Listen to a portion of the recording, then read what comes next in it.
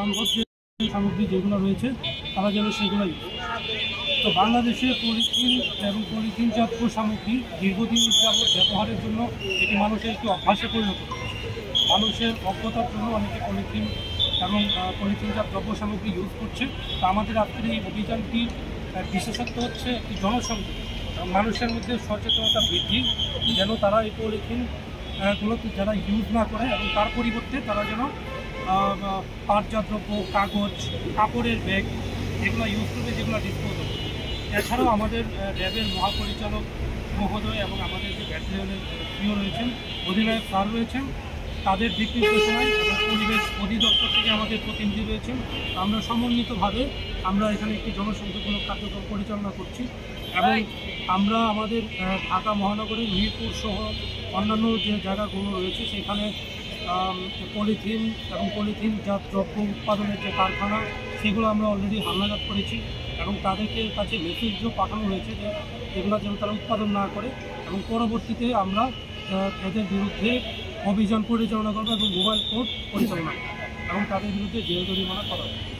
আজকে সচেতন করার পরে পরবর্তীতে ব্যবহার করলে পরবর্তীতে আইনানুগ ব্যবস্থা গ্রহণ করা আমাদের এটা জনসচেতনতামূলক একটা অভিযানের একটা অংশ। এটা আমাদের আগেও হয়েছে এবং ভবিষ্যতেও এটি চলমান।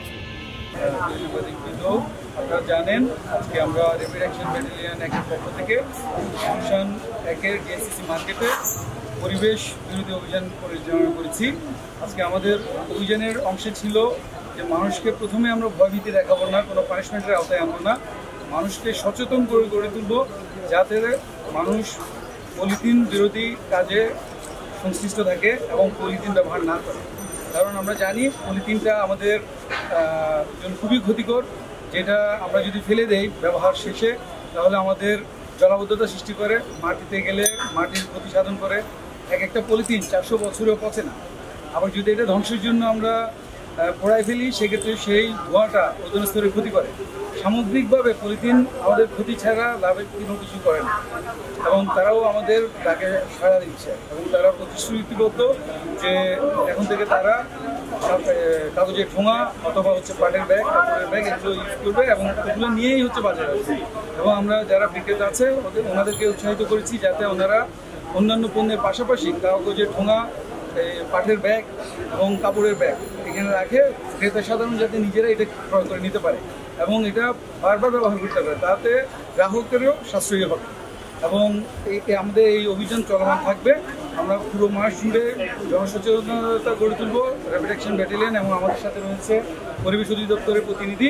আমরা যৌথভাবে এই অপারেশনটা পরিচালনা করব এবং পরবর্তীতে একটা নির্দিষ্ট সময় শেষ হয়ে গেলে আমরা এদেরকে আইনের আওতায় আনার জন্য ব্যবস্থা গ্রহণ করবো, যেহেতু ওনারা আমাদের কথা দিয়েছে এর পরবর্তীতে ওনারা আর পলিথিন ব্যবহার করবেন না।